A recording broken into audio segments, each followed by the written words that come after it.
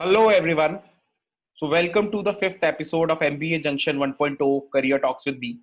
So, today we have a very special guest, and this guest is not from India. He's from US, and he's a friend of mine from last 13 years, I think. And we have done engineering together, and right now he's working in Amazon. So, he's Arjun, and he has completed his MBA in US, and he wanted to do his MBA from IIMs in India, and I have just got him to share his journey, like why did he go abroad and what were the challenges doing MBA abroad and what are the pros and cons there.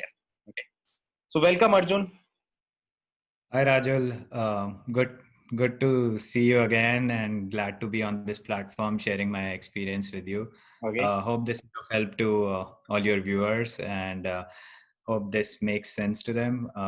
Like before we start, I just wanted to give a disclaimer that all the views that I speak about on this platform are my personal views. Please don't associate them with any of the organizations that I've been associated with. Okay, that's great. So welcome to Unacademy, Arjun. And like for the viewers, I just want to see the difference between a person done an MBA from India and abroad. So they have started giving disclaimers, and this is the sort of culture difference which we have seen. So I've taken four interviews as of now, and this is the first time somebody has given a disclaimer like that. And this is the first thing we are learning as somebody who's done as MBA abroad and the kind of culture difference he or she is having abroad. Okay, so Arjun, let's start with your quick introduction. Awesome. Yeah, so my name is Arjun Kulshreshtha. I hail from Agra. It's a small town in UP, also home to the Taj Mahal. I did all my schooling in Agra. Then I went to engineering with Rajul, obviously at in Allahabad. After engineering, I did a small stint with Tata Consultancy Services. I worked there for about 3 months, and then I got a golden opportunity to work in an Indian PSU, Hindustan Petroleum Corporation Limited. I worked in their pipelines division for close to 5.5 years. And after that, I decided to pursue my MBA, for which I obviously came to the US. I got enrolled at Washington University in St. Louis Olin Business School, which is one of the best B schools in the world. It ranks amongst the top 50 and amongst the top 30 business schools in the US. So definitely a good opportunity that I didn't want to pass on, and especially at that stage in my career.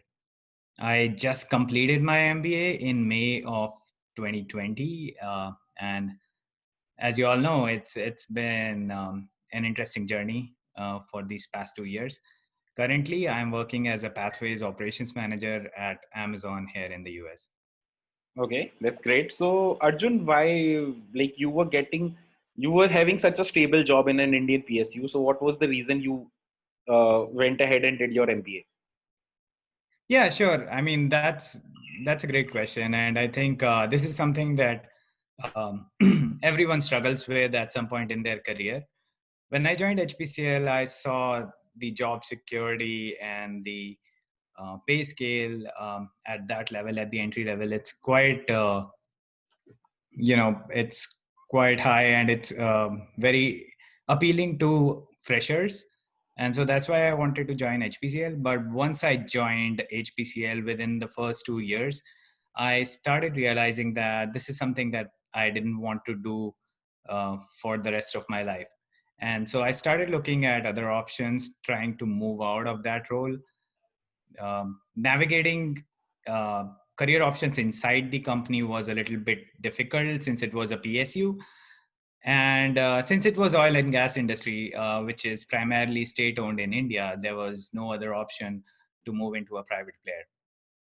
So that's when I decided I need to do something about this, and I decided to pursue the path of pursuing a master's degree and MBA, and MBA aligned with what I was looking for. And so that's why I decided to pursue an MBA. And it's not always, you don't always get success at the first tries. I appeared for CAT, had a good score, but unfortunately, I was not getting into the B schools that I wanted to get into. So after a few tries, I was also accumulating experience. So once I cleared a certain threshold, I was talking to one of the mentors, and he told me I should appear for GMAT. And so after accumulating 2 to 3 years of experience in Indian public sector, I decided to appear for GMAT, and that's when I pivoted to MBA abroad instead of focusing on schools in India.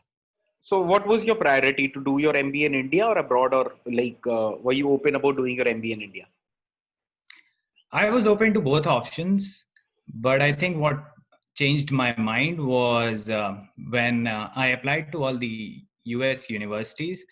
I got some offers of scholarship, and really it all came down to the finances, the ROI on an Indian degree and a degree abroad, including my scholarship.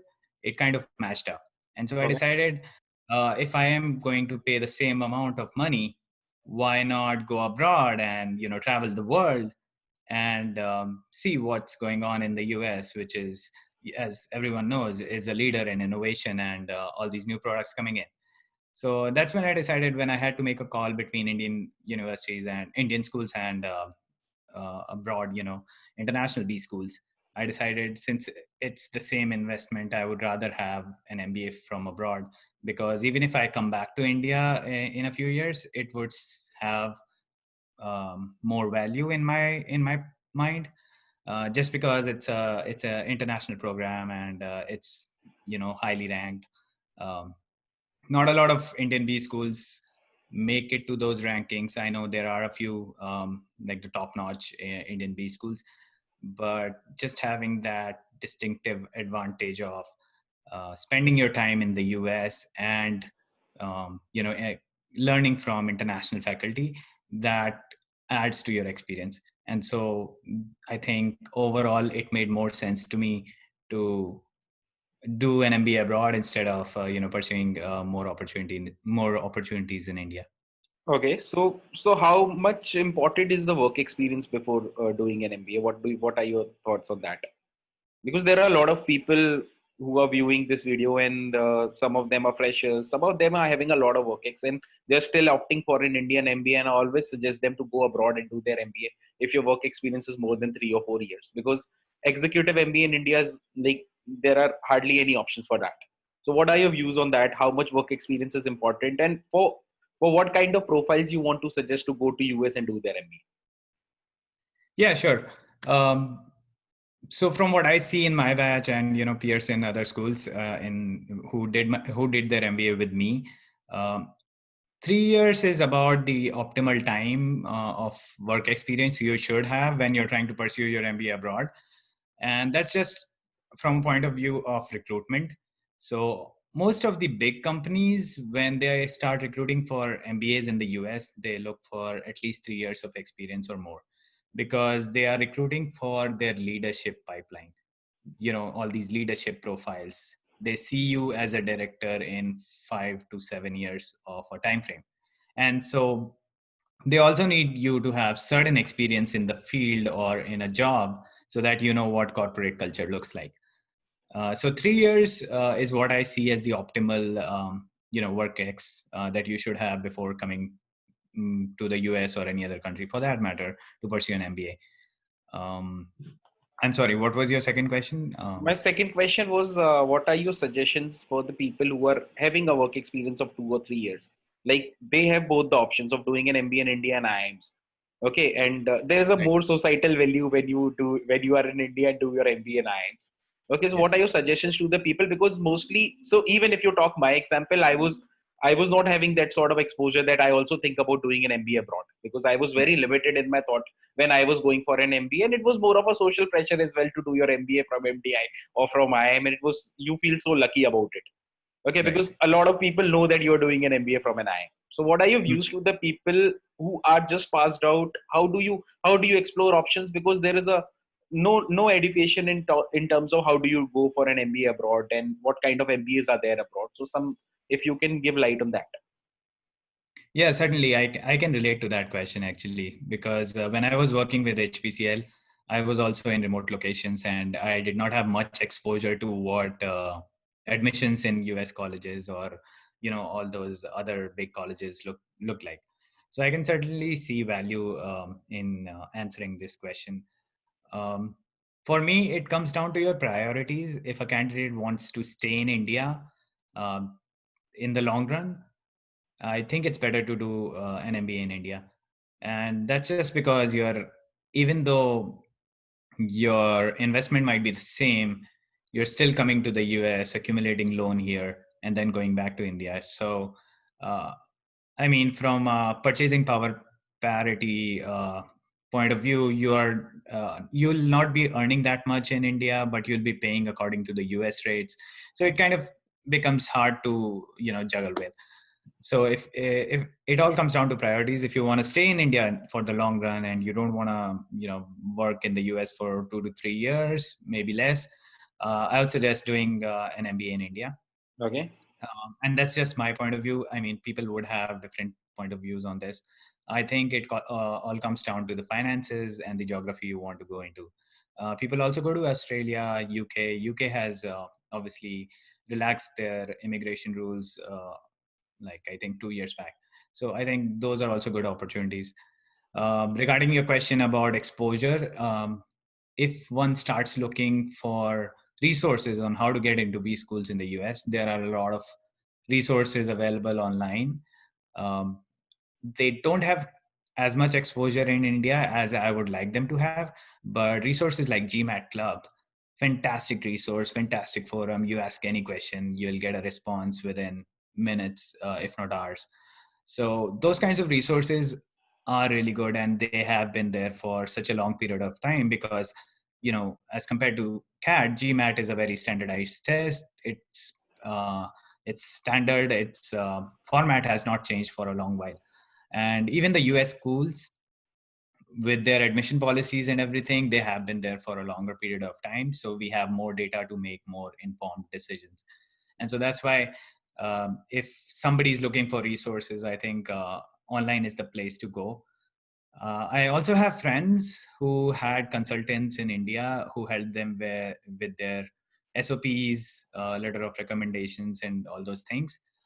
They certainly add value from what I've heard from them. They certainly enhance your story because at the end of the day, when it comes to admissions, it all boils down to how much do you stand out from the crowd? How much is your profile different from the other person coming from the same industry, same with the same experience?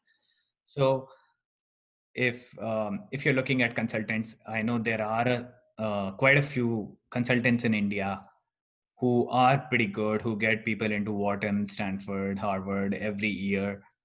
But at the same time, they are also very nitpicky about who they choose to work with because they also want to maintain a certain level of, results, certain level of outcomes that are expected of them. So, yeah, coming back to your point, resources, yes, there's a whole lot of resources online. Just go online, search on GMAT Club. You'll come across a lot of links, a lot of free things that are there. There's also a lot of free resources regarding GMAT you can look into. But if somebody's goal is to get into an MBA immediately, a consultant might be a better option because you're on such a short timeline. Okay, okay. So what about the immigration policies these days? There's a lot of buzz about the immigration policies in US in the last 2 months, specifically when after Donald Trump has been the president of US. So what are your views on that? And a lot of students are like, whether we'll get a job there, they'll shift us back to India. What are the views? Because everybody wants to go to US, okay, to do their Right, higher right, graduation. So what are your challenges as a person who's working in Amazon there? right. So if you see Donald Trump's or the policies that he has been making, he's been trying to curb the immigration of people from other countries who are not working in high skilled jobs. So all his bans on, all the recent changes related to H-1B, they are affecting people who are not already in the US. They are people coming from abroad on an H-1B and coming to the US.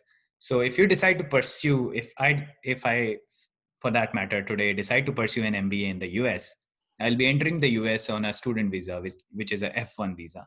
And then when I'll be applying for an H-1B, which is my current situation, I'll be already in the US. So his policies don't really affect mm, and this is just from what I make out of all these policies. His policies don't really affect students who have pursued masters in the US. He is very pro the students who are doing masters because it also contributes to the US economy, the US GDP. Education is a very big part of the US GDP. So his policies are more against people who are coming through the indirect channel, who don't have master's degrees from the US, or who just have bachelor's degrees, and they're coming to the US to work as a highly skilled labor. So from that perspective, we are relatively safe, but we don't know where this government might go, because the unemployment numbers in the US just keep going higher and higher. And last I checked, it was like last week's unemployment numbers were close to 1.3 million. So in a 300 million population, if you're losing 0.3% of population to unemployment, it's a big thing. And you might expect some sort of move from the government to curb immigration. And Yeah. that's what. Okay. So now you just completed your MBA, and what was the COVID impact on your end? Because in India, a lot of B schools, I've had an interaction with a lot of students who have just passed out from a B school, and a lot of them have lost jobs, and there are a lot of stress in terms of jobs and all. So what are your views on that? What is the impact of COVID in US? Because the maximum number of COVID is in US only. So I wanted to hear from you how easy for you it was to join Amazon and what was your experience around it. Yeah, absolutely. So I was one of the few lucky ones because I interned at Amazon last summer and I got a return offer to join for full time last summer itself. So Okay. I was pretty secured from August 2019. But I do see people who are affected by COVID-19. A lot of my friends are still looking for jobs. And with the immigration policies, you can't stay beyond 3 months after you graduate. Uh, so it kind of becomes very stressful at times for them. And I see it in while I talk to them and while we discuss things about jobs. So yeah, definitely COVID-19 has affected the job market. There are a lot of hiring freeze in the US itself. Uh, but from what I see, companies are slowly starting to ramp up recruiting again. And that's because of the administration's decision to open up the economy and open up everything else. I know I heard from a friend just yesterday who got an offer at a Fortune 500 company to join just yesterday. So, I mean, yes, long story short, COVID-19 has had impact. There's a lot of hiring freeze, especially in sectors which are very labor intensive, like automobile, like restaurants, like hospitality, like aviation industry. But at the same time, tech industry has been a major hiring force behind hiring internationals, and tech industry is booming. So it's kind of a mixed bag. It's hard to make an assumption that it's bad, but it's hard to make assumption where it would go in the next coming months. Yeah, Also, I yeah, tech industry just is one more definitely point. booming because you Yeah, can see we are doing this interview through Unacademy, and that is the proof of that. The tech industry is booming yeah, in India as well. absolutely, I agree. Just one more point I wanted to make for students who want to pursue an MBA. There are still some positives coming out of COVID. So you see a lot of universities, they have waived off requirements of GMAT scores, GRE scores, just to help with admissions.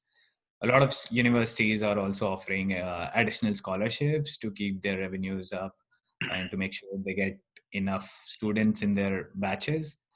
So it's definitely a good time to go to a B school because you have, with less competition due to the immigration policies and everything, you have a better chance of getting into a better B school as you might have maybe 2 years ago. So that's something positive if somebody is considering, coming to the US. And this is very US specific. Yep, yep. Okay, so how was the B school life in US in your college? Like, what was a typical day like in your B school? I also personally want to hear that, and I want to compare with the life of a student in an Indian B school. Okay, so we never talked it on offline also about it. I want to hear from you. Yeah, B school life is fun. It's so much fun. We usually have classes from Monday to Thursday, and depending on what courses you take, your schedule is very flexible. I like to stack up my subjects, and so I would have classes from 8 to 4 on Monday, and then I would just have one class on Tuesday morning. Okay. But you're pretty flexible with your schedule, given that like each course has 3 or 4 classes going on, so you can mix and match and set up your own schedule and work at your own pace. So that's good. The other good thing about B schools in the US was we only had classes from Monday to Thursday. There were a few courses which you can take on the weekends. Like there were certain options for short courses on the weekends, which would take up all of the weekend, but you would be done in 3 days with whole of the course. So there's that option too. So So, I took a lot of those. But apart from that, I think the main difference in studying in India and in the US that I found was a cultural shock. It The teaching pedagogy is totally different. The professors here, they are more stress. They stress more on use cases. They stress more on practical applications of things instead of making students learn a certain criteria, certain algorithm, or a certain standard of work. So that's like that was a game changer for me. Studying from Harvard B school cases, and then going through all these simulation exercises which we go through as a group. It was kind of mind blowing at the start, and I had to spend a good amount of time in making sure that I was grasping the concepts, and I was also making sure that not only did I grasp the concept, but I was also able to implement it in our final deliverables. So so that's like the one thing that I feel US schools have a major difference with the Indian B schools. The teaching pedagogy, the faculty, since it's all international, they are very much focused on making everyone understand what a concept is. It's more about the practical applications, the use cases, because that's what they focus on. okay, so when you just have the classes from Monday to Thursday, what will you do on a Friday, Saturday, and Sunday? Weekend off. Yeah. So Fridays. So usually Thursdays we would have Thursday nights. We had a social gathering in our school that would be called Thursday after class, Okay. and this was all funded by the student government. So student government was given a pool of funds to help organize social events as well as events related to career, events related to training enhancements, and among other things. So usually we would have Thursday after class. That would be like a social gathering with everyone from class. Both the batches, first year, second year, getting together and just really sharing what they learned, and just speaking about their own culture, exchanging cultural things, among other things. After Thursday, Friday, Saturday, and Sunday would usually be either one day would be dedicated to recruitment. So you'd like a lot of people flew out of the city to give interviews, or there would be something or the other. Like Saturday and Sunday would usually be some sort of a training workshop. Like we did SQL training workshops, we did Tableau training workshops in school. That was not part of the curriculum, but the student government decided to hold those workshops, just because these are skills in high demand. And as an MBA, you're supposed to have these skills. So that's what it looked like mostly. Fridays would be recruitment, and Saturday, Sunday either could be free, or you'd be doing a short course, or you'd be inside a classroom doing a workshop of some sort So of. there is no concept of a thing called summer placement and final placements in a B school, which will not be conducted inside the B school. You have to take your own placement. Yes, definitely. That's like one of the major differences between Indian schools and schools in the US. There's no placement drive. So companies don't come to the campus. It's all on the company's premises. So you apply online, then you get shortlisted for an interview. You do round one. And if there are like 3 or 4 multiple rounds for that particular position, you'll be flying out to the company's premises for the rest of the rounds, and then they give you the decision on the same day.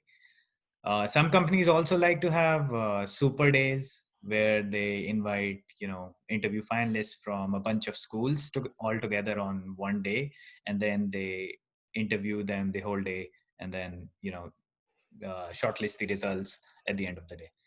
So yeah, that's a big difference. When I came to B school, I also thought there would be some sort of a placement drive or something that would help me navigate the job scenario, but that's something that you get used to, and you have to get used to really fast. LinkedIn is a big tool here in the US. I know in India it does not have much penetration. So for anyone coming to the US, make sure your LinkedIn profile is set up. Make sure everything is updated on your LinkedIn. LinkedIn has a very high penetration in the US market, and you can basically reach out to anyone in your alumni network, anyone um, in the network of your past school also, and everyone is very helpful. Everyone is willing to help you, have conversations about career or just to put in a referral for you. And so those kinds of things are very big in the US. And I definitely appreciate having a big global alumni network through my university, because that's something I feel is a major positive that you take out of B school, having the cushion of that network to navigate through a job market such as what we have today. Okay. So how long was your internship? 2 months or more than 2 months? My internship was 12 weeks. 12 weeks, It, which is around 3 months. Okay. And I think there is some network problem. Hello, Arjun. There.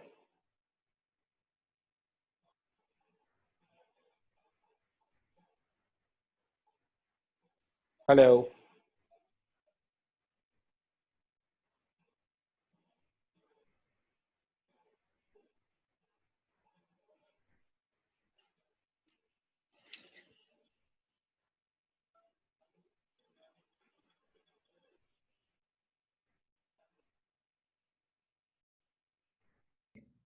Hey, so we were talking about the internship. So you told me that there is an internship of around 3 months, which you have right. done. So it is for everyone around 3 months, More or less, yeah. But more or with less. COVID-19, a few companies have compressed the format to 1 month. So a lot of my friends who had um, internships for 3 months, they've now been compressed to 1 month, and it's all virtual. Okay. So yeah, a lot of changes are taking place due to the pandemic, but usually it's Okay. So either your transferred. MBA was also 2 year MBA. Yes. Okay. Yeah. You I also then started. you got a sort of uh, PPO, pre-placement offer. yeah. So there is a lot of difference in an Indian MBA and an abroad MBA, because Indian MBA is fully focused on placements. Okay, so in entire 1.5 years, you invest around 6 to 8 months in placements only, because the initial 3 months are like you have to study for around study or whatever it is around 12 to 14 hours a day, and there are no offs, nothing. But it becomes pretty chill in the second year until the final placements come in and you've not got a PP. Okay, so thanks a lot, Arjun. I think you have given us a very good understanding of doing an MBA abroad, and it is very difficult for me to, as a consultant, to guide students about it. So anybody who is coming with any query, I'll give a link of this video. Okay, so this Yeah, video will be sure. like, and maybe I'll give you a reference, so maybe you can help with the students who want to do your MBA in your college or in US. Okay. Yeah, sure. I'm happy to talk to anyone.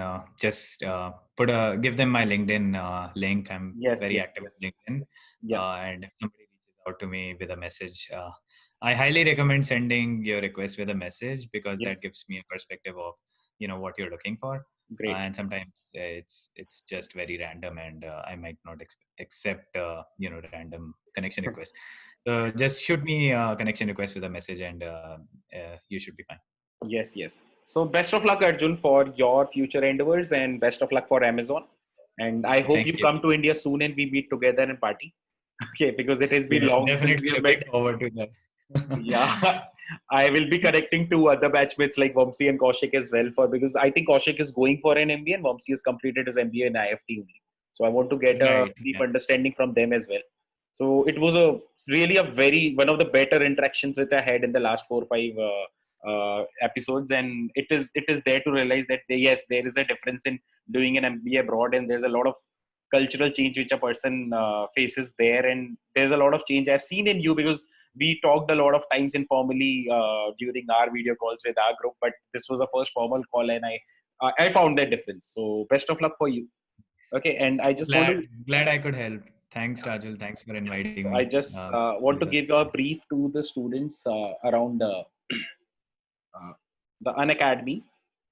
Okay, so it is what you'll get in Unacademy will be the daily live classes, unlimited access to the database. There are other educators apart from me, and you can have access to all the educators. And there will be live classes, different batches for syllabus completion, and this is my code, which is RKUS. So once you subscribe yourself to Unacademy, you can use this code and get a discount of 10%. Okay, so the subscription starts from 1 month up till 24 months, and this is our YouTube channel, which is Let's Crack Management Exams. And since the channel name was Let's Crack Management Exams, so I've included exams across the globe. Okay, so mostly the students are preparing for CAT, but I wanted to introduce Arjun for that. Please subscribe to our Telegram channel as well, which is the same. I just want you to note down my code, which is RKUS. Okay, thanks a lot, everyone, and thanks a lot, Arjun, for guiding and motivating students, because I think it is a personal duty. One of the primary reasons I joined an academy, because it was always my passion to motivate students and guide students, and change the we talk a lot about the education system of our country, and I think an academy is playing one of the bigger roles in guiding students, giving them a video library of all the of all for all the CAT aspirants, and about or all the management aspirants, or anybody, even if you want to prepare for civil service, you have that database around it. So thanks a lot for being a part of an academy, and helping and guiding all the students around your success journey. Okay. Yeah, no problem. Glad to be here. Glad to be on this platform, and Okay. appreciate an academy's initiative. Really appreciate it. Okay. Thanks. Okay. Bye bye, Arjun. Take care.